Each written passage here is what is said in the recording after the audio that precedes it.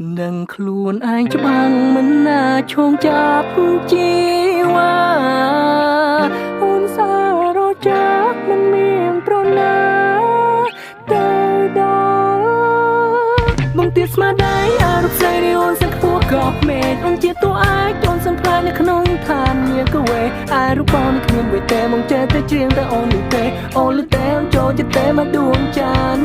បើសិនមានមាត់ជាព្រះទឹកគឺពិតជាសំណាងខ្លាំងបង្កត់ដូចចាំងកំពន្លឺមកផ្កាយនេះពេលរាត្រីពេលនោះពន្លឺតែមួយគត់គឺពីដួងច័ន្ទមកផែនដីស្នេហាច័ន្ទអើយរាំងសឡំលែទេអូនតែមានមេអ្នកនៅឯសែនឆ្ងាយឆ្ងាយណាបានណែបនឹកកាយបាននៅឆ្ងាយឈ